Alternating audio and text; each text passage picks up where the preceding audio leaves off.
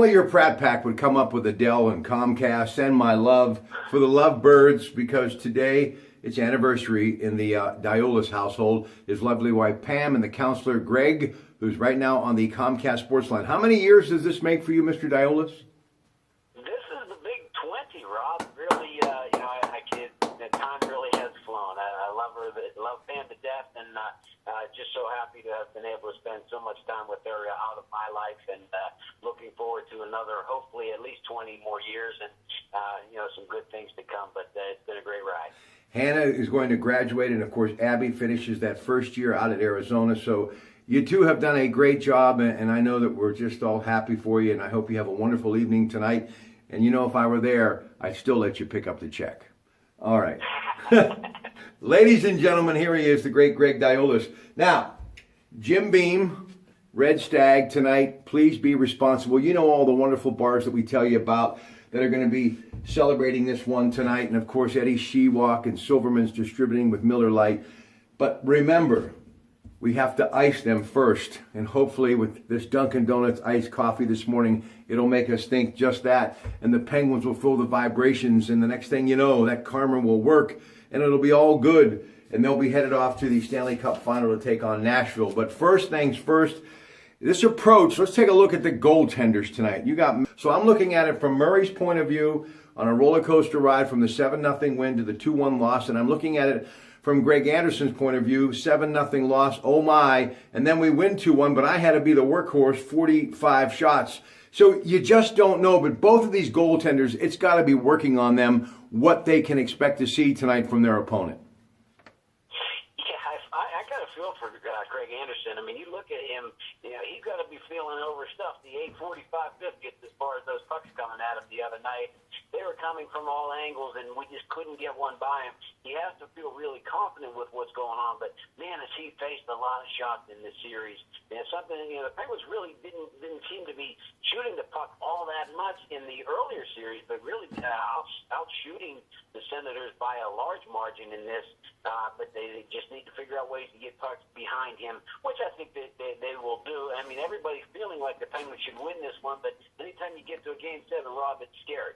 All right, Pens 3 for 7 in Game 7s. Ottawa 0 for 5 in Game 7s. We told you that earlier. Ottawa, it's real simple, folks. Methodical, smothering defense. Malcolm, Crosby, Kessel, and Ginzel. How do you think they've handled them for the most part this series? Well, I mean, you had a game in which you scored 7 goals. They have not been completely squelched. I mean, they've gotten 45 shots on goal, not all of them quality shots just the other night alone.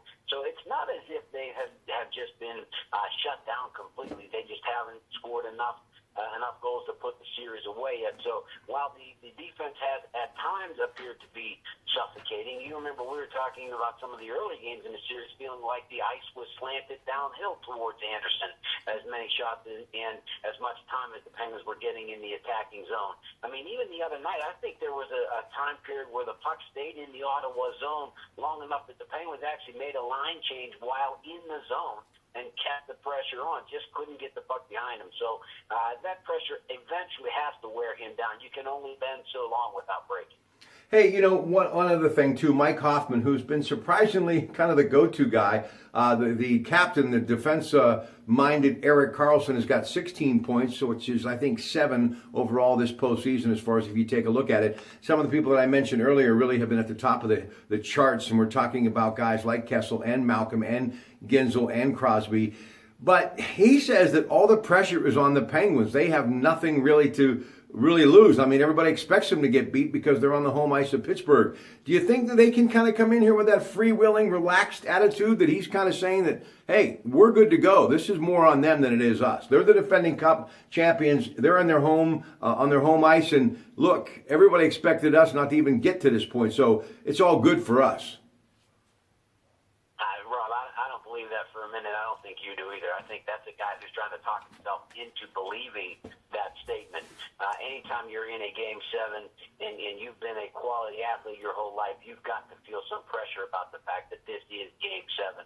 I love Murray's quote in the paper today saying, this is the most fun that you can have, where you get to the point where where it's Game 7, the pressure's on the line. You got to thrive on some of that pressure. You got to eat that up. I mean, those are things that make quality athletes even better. Is when you get in, the spotlight is on you, and you want to perform.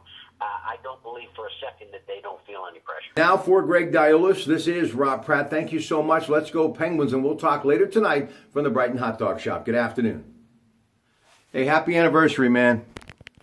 Thank you, Rob. I really appreciate that. I'll let Pam know that you expressed those wishes also. All right, man. We'll see you on Sunday.